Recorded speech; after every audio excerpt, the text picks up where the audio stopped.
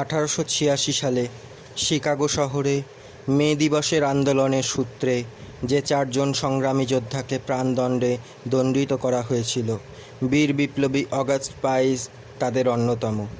বিশ্বায়নের এই পর্বে সাম্রাজ্যবাদের ভয়ঙ্কর আক্রমণের সময়ে তার ওই বক্তব্য সমভাবে প্রাসঙ্গিক। এই বিবেচনায় তার ওই অমূল্য ভাষণটি প্রকাশ করা হলো। ভ্রামক আজ এর 3য় পর্ব।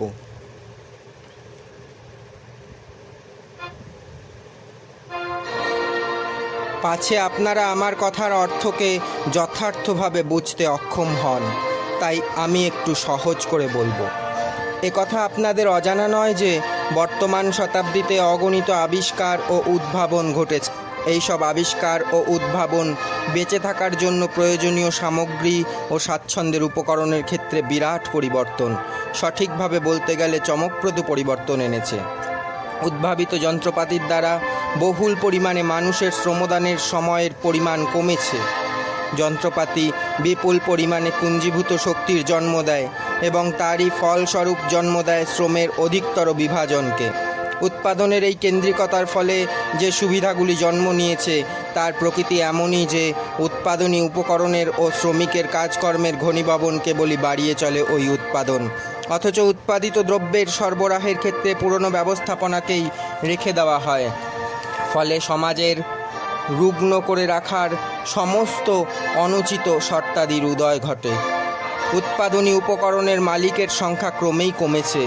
অন্যদিকে যন্ত্রপাতি প্রচলনের ফলে প্রকৃত উৎপাদক তথা শ্রমিকেরা শ্রমদানের সুযোগ হারাচ্ছে এবং একই সাথে তারা প্রকৃতিদত্ত ধনের উত্তরাধিকার থেকে বঞ্চিত হচ্ছে। এইভাবে তারা তথাকথিত ওই সব সামাজিক কদাচার যেমন কাঙালপনা, ভাবঘুরেপনা ও বেশ্যাবৃত্তিতে সমর্পিত হচ্ছে। আপনাদের ছোট এই প্রার্থনা পুস্তক দিয়ে আপনারা ভদ্রলোকেরা এই সব সামাজিক ব্যাধির ভূত ছাড়াতে চান।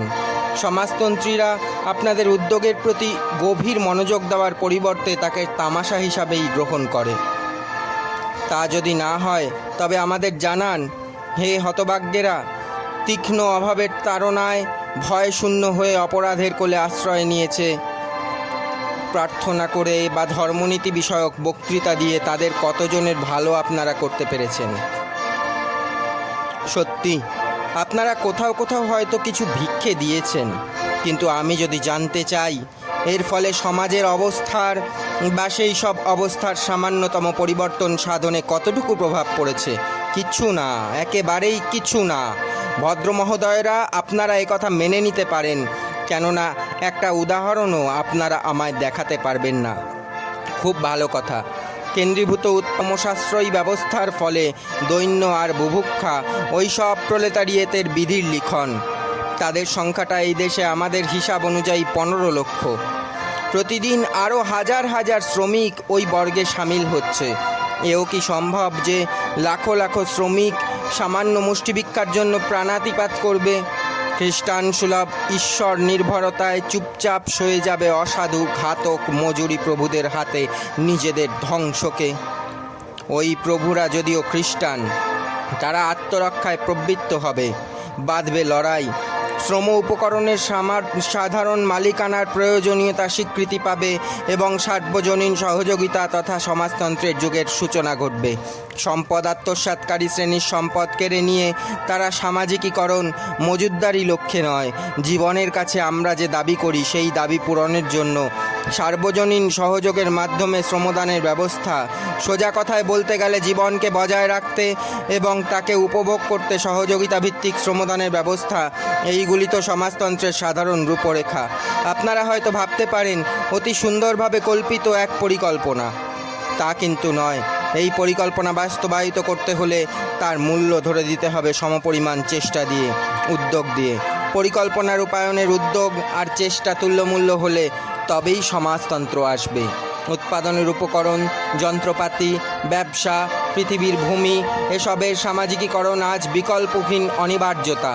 ইতিহাসের পাতায় আমরা দেখতে পাব, যখনই কোনো কিছু অনিবার্য হিসাবে উপস্থিত হয়েছে তার সমাধান ঘটেছে পরবর্তী ধাপ হিসাবে সেই অনিবার্যতার যুক্তিযুক্ত প্রয়োজন মেটানোর মধ্য দিয়ে। আমাদের বড় বড় কারখানা, খনি, বিনিময় ও পরিবহনের ব্যবস্থা এত বিশাল রূপ নিয়েছে যে অন্য সব বিবেচনা যদি বাদও দেওয়া হয়, ব্যক্তি মালিকানা তাকে নিয়ন্ত্রণ করতে পারে না। ব্যক্তিরা আর এসবের ওপর একচেটিয়া সত্য প্রতিষ্ঠা করতে পারে না। যখনই হোক, যেদিকেই আমরা তাকাই, সর্বত্র আমরা দেখতে পাই ব্যক্তিগত মালিকানাধীন উৎপাদনের কৃত্রিম ক্ষতিকারক ফল। আমরা দেখতে পাই কিভাবে এক বা একাধিক মানুষ কারিগরি ক্ষেত্রে যে কোনো উদ্ভাবনকে কেবল নিজেদের ব্যক্তিগত মালিকানায় নিয়ে আসে। তারা জল, বাষ্প, বিদ্যুতের মতো প্রাকৃতিক শক্তিগুলোকেও নিজেদের প্রয়োজন মেটাতে জবরদখল করে নিয়েছে। প্রতিটি নতুন আবিষ্কার, প্রতিটি নতুন উদ্ভাবনের মালিকানা যেন তাদেরই। এই পৃথিবীর অস্তিত্ব যেন শুধু তাদেরই জন্য। সর্বত্র তারা সহনাগরিকদের ধ্বংস করছে। এই জন্য তাদের কোনো মনস্তাপ নেই। নিজেদের যন্ত্রপাতি দিয়ে ছোট ছোট শিশুর শরীর স্বাস্থ্যের বিনিময়ে স্বর্ণখণ্ড বানানোর কাজও তারা করতে পারে এবং ভাবতে পারে খুবই সুন্দর এবং যথার্থ খ্রিস্টান সুলভ কাজ সেটা। যেমন বললাম, তারা শিশুদের দিয়ে, মেয়েদের দিয়ে শক্ত কঠিন পরিশ্রম করিয়ে মারবে, আর কাজ না দিয়ে শক্ত সমর্থ লোকেদের বুভুক্ষার শিকার বানাবে। মানুষ নিজেদের প্রশ্ন করে, এমনটা সম্ভব হয় কি করে? উত্তর, প্রতিযোগিতামূলক ব্যবস্থাই হচ্ছে মূল কারণ। সহযোগিতামূলক, সামাজিক, যুক্তিযুক্ত, সুনিয়ন্ত্রিত পরিচালন ব্যবস্থার ভাবনা যারা বিষয়টা নিয়ে ভাবেন, তাদের মনের উপর অনিবার্য ছাপ ফেলে। এমন একটা ব্যবস্থার সুবিধাদি এতই সন্দেহাতীত ও প্রত্যক্ষগোচর যে একে বাদ দিয়ে অন্য কোনো ব্যবস্থা হতেই পারে না। পদার্থবিদ্যার সূত্র অনুসারে বস্তু সচেতনভাবে বা অচেতনে যেখানে সবচেয়ে কম বাধা, সেই পথ ধরে নিজের অবস্থার পরিবর্তন করে চলে। সামগ্রিকভাবে সমাজও ঠিক তাই করে। পুঁজিবাদী ব্যবস্থায় শ্রমের উপকরণগুলির মালিকানা যখন ব্যক্তিবিশেষের কুক্ষিগোচর হতে থাকে, তখন সহযোগমূলক শ্রমদান ও বন্টনের পথ বন্ধুর হয়। এর অবসান দরকার। আমরা ওই সঠিক পথে এগিয়ে চলেছি, চাইলেও আর পিছোতে পারবো না। বাস্তব অবস্থা আমাদের সমাজতন্ত্রের পথে তাড়িয়ে নিয়ে যায়। মিস্টার স্পাইস, এবার কি আপনি আমাদের জানাবেন যে সম্পত্তির মালিক যে শ্রেণী, সেই শ্রেণীকে কিভাবে তাদের সম্পত্তি থেকে বেদখল করার কাজটা সম্পূর্ণ করবেন? জানতে চাইলেন মাননীয় ডক্টর স্কটার। আপনার উত্থাপিত বিষয়ের মধ্যেই উত্তরটা নিহিত আছে। আজকের দিনে শিল্প জগৎ জুড়ে যে ঝড় সৃষ্টি হয়েছে, তাতেই তো রয়েছে এই প্রশ্নের উত্তরের চাবিকাঠি। আপনারা তো দেখতেই পাচ্ছেন যে কারখানা ও খনি মালিকেরা নিজেদের সুবিধাদি বজায় রাখতে কত তৎপর হতে পারে। তাদের কৃপণতার কারণে 1 ইঞ্চি জমি ছাড়তেও তারা প্রস্তুত নয়। অন্যদিকে অর্ধাহারি প্রলেতারিয়েতরা সন্ত্রাসের দোরগোড়ায় উপনীত। তাহলে আপনার বিচারে সন্ত্রাসী প্রতিকার? আসলে সন্ত্রাস ব্যতিরেকে কাজটা করা গেলে আমি সেটাই পছন্দ করতাম। কিন্তু আপনারা ভদ্র মহোদয়েরা যে শ্রেণীর প্রতিনিধিত্ব করেন, তারা এ বিষয়ে খুবই যত্নবান যে সন্ত্রাস ব্যতিরেকে যেন এমনটি ঘটতে না পারে। ধরে নিই না কেন, আজকের শ্রমিকেরা তাদের নিয়োগকর্তার কাছে গিয়ে বলুন, শুনুন, আপনার ব্যবস্থাপনা আমাদের আর পোষাচ্ছে না। এই ব্যবস্থাপনার সর্বনাশা ঘটনা পরম্পরাকে ডেকে আনছে। একদিকে যেমন আমাদের শ্রমিকদের একটি অংশ মরণপণ কাজ করে চলেছি, অন্যদিকে একটি অংশ কর্মচ্যুত, বুভুক্ষার কল্যাণে মৃত্যু সম্মুখীন। ছোট্ট শিশুরা যখন কারখানাগুলিতে মৃত্যুর শ্বাসে যুদ্ধছে, তখন শক্ত সমর্থ শ্রমিকেরা কাজ না পেয়ে অলসভাবে দিনাতিপাত করছে। অগণন জনগণ যখন দৈন্যে দুঃখে কালাতিপাত করছে, তখন ক্ষুদ্রাতি ক্ষুদ্র তথাকথিত এক সম্ভ্রান্ত শ্রেণী বিলাস সম্পদ ভোগ করছে। এসবই আপনাদের অব্যবস্থার ফসল। এই অব্যবস্থা আপনাদের জীবনেও দুর্ভোগকে ডেকে আনবে। ছেড়ে দিন, পথ ছেড়ে সরে দাঁড়ান। আপনাদের সম্পত্তি, যা কিনা আত্মসাৎ করা শ্রমের বিনিময় মূল্যেরই এই প্রতিরূপ, তার দখল আমাদের নিতে দিন। সেই সম্পত্তি হাতে নিয়ে আমরা সন্তোষজনকভাবে ব্যবস্থাপনা চালাবো এবং সামাজিক প্রতিষ্ঠানগুলিকে নিয়ন্ত্রণ করব। বিনিময় প্রবৃত্ত হয়ে আপনাদের আমরা সারা জীবন পেনশন দিয়ে যাব। এবার বলুন তো, মালিকেরা এমন প্রস্তাব মেনে নেবে এমনটা নিশ্চয়ই কেউ আপনারা বিশ্বাস করেন না। সুতরাং এক্ষেত্রে বলই হবে একমাত্র নির্ধারক। এছাড়া অন্য কোনো পথ কি আপনাদের জানা আছে? অর্থাৎ আপনি বিপ্লব সংগঠিত করছেন? গ্রেপ্তার হওয়ার অল্প কিছুদিন আগেই আমি বক্তৃতাটা দিয়েছিলাম এবং জবাবে বলেছিলাম, বিপ্লবের মতো এমন কিছু সংগঠিত করা খুবই কঠিন কাজ। বিপ্লব সমাজের জ্বর বিকারগ্রস্ত জনগণের অকস্মাৎ সংগঠিত এক উন্মাদনা। আমরা সমাজকে তার জন্যই প্রস্তুত করে চলেছি এবং এই বিষয়ে জোর দিচ্ছি যে শ্রমিকগণ, জনগণ যেন সংগ্রামে নামার প্রস্তুতি নিয়ে নিজেদের শস্ত্রমণ্ডিত রাখেন। যত বেশি নিজেদের তারা শস্ত্রমণ্ডিত রাখবেন, লড়াই ততটাই সহজতর হবে এবং রক্তপাত তত কম হবে। নতুন সমাজে বস্তু নিচয়ের বিন্যাস কেমনতর হবে? আমি এই প্রশ্নের উত্তর দিতে অস্বীকার করব, কেননা আজ অবধি বিষয়টা যে অবস্থায় রয়েছে তাতে এই প্রশ্নের উত্তরে কেবল জল্পনা কল্পনাই হবে। সহযোগের ভিত্তিতে গঠিত শ্রমিক সংগঠনের কাছে এ কোনো সমস্যাই নয়।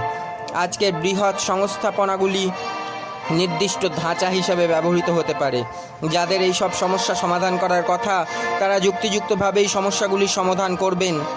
কোনো রকম ব্যবস্থাপত্র আদপেও যদি আমরা দিই, তাদের দরকার হবে না আমাদের ব্যবস্থাপত্র অনুযায়ী চলার।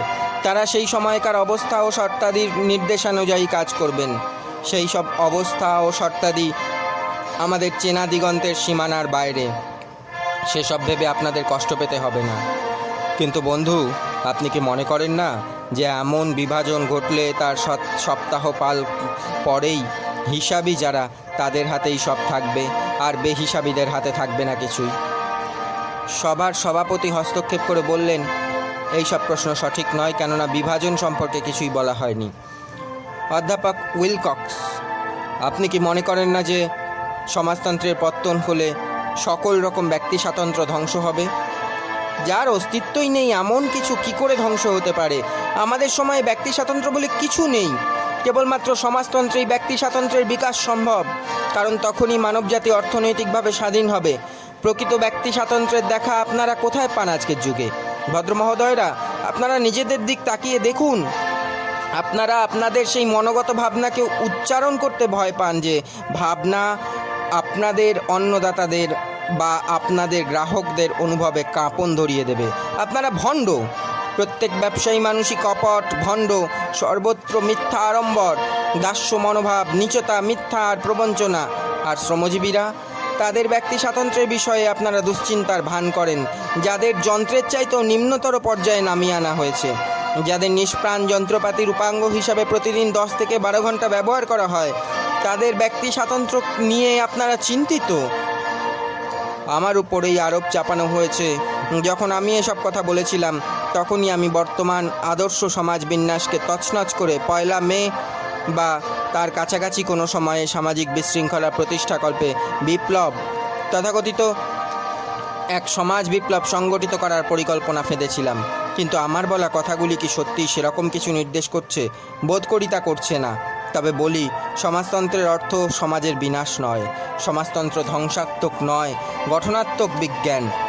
ধনতন্ত্র যেখানে সুবিধাভোগী শ্রেণীর স্বার্থে ব্যাপক জনগণকে বঞ্চনা করে, যখন অর্থনৈতিক সেই ধারাকেই বয়ে নিয়ে চলে যার নির্গলিতার্থ হচ্ছে এমন শিক্ষায় শিক্ষিত হওয়া যাতে অন্যের শ্রম তথা সম্পদ আত্মসাৎ করে পুঁজিবাদীরা টিকে থাকতে পারে, সেখানে সমাজতন্ত্র শিক্ষা দেয় সকলেই সম্পত্তির মালিক হতে পারে। সমাজতন্ত্রেও এটাই শিক্ষা যে প্রত্যেক মানুষকে নিজের বেঁচে থাকার জন্য প্রয়োজনীয় সামগ্রী জোগাড় করতে অবশ্যই সৎভাবে সমাজের জন্য নিজের শ্রম দিতে হবে। সম্ভ্রান্ত ব্যবসায়ী গোষ্ঠীর সদস্য হিসাবে বা উচ্চ দরের সম্ভ্রান্ত ব্যবসায়ী বা ব্যাংক মালিক হওয়ার ভনিতা করে কেউই শ্রমদানের দায় থেকে অব্যাহতি পাবেন না। সংক্ষেপে বলতে হয়, সমাজতন্ত্র চায় এক সার্বজনীন সহযোগের সমাজ ব্যবস্থার প্রবর্তন করতে। সমাজতন্ত্র চায় মানব সভ্যতার অগ্রগতির সুফলগুলিকে মানব সমাজের প্রতিটি সদস্যের কাছে পৌঁছে দিতে, যাতে সাধারণভাবে সকলের ভালো হয়, যেমনটি প্রকৃতপক্ষে হওয়া উচিত। কিন্তু ধনতন্ত্রের এই জামানায় এইসব শুভাশুভ ধনোন্মত্ত শ্রেণীর ক্রূর সন্তুষ্টি বিধানের ভোগেই কেবল লাগে। তাই ধনতন্ত্রের জামানায় অতীতের সমস্ত আবিষ্কার মানব জাতির জন্য আশীর্বাদ হওয়ার পরিবর্তে অভিশাপ রূপে দেখা দেয়। সমাজতন্ত্রে গ্রিক কবি আন্তিপোরাসের ভবিষ্যৎবাণী সত্য রূপ নেবে। আন্তিপোরাস প্রথম জলচালিত যন্ত্রের উদ্ভাবনে অবাক বিস্ময়ে বলেছিলেন, এই যন্ত্র হবে পুরুষ ও নারী কৃতদাসের মুক্তিদাতা। একইভাবে অ্যারিস্টটলের ভবিষ্যৎবাণীও সত্য রূপ নেবে, যিনি বলেছিলেন, ভাবিকালে কোনো দিন যখন প্রতিটি আদিষ্ট হলে বা বিধির নির্বন্ধ হিসাবে ডিডালাসের শিল্পকর্মের মতো নিজেরাই নড়ে চড়ে বসে নিজেদের কাজ করে যাবে, অথবা হেফিস্টাসের ত্রিপদের মতো সহজাত ক্ষমতা বলে পবিত্র কর্মে রত হবে। আর সেই রকমভাবে যখন তন্তুবায়ের মাকু নিজে থেকেই বুননের কাজ করে চলবে, তখন আমাদের আর প্রয়োজন হবে না প্রভু ও কৃতদাসের। সমাজতন্ত্র বলে সেই সময় এসে গেছে। আপনারা কি তা অস্বীকার করতে পারেন?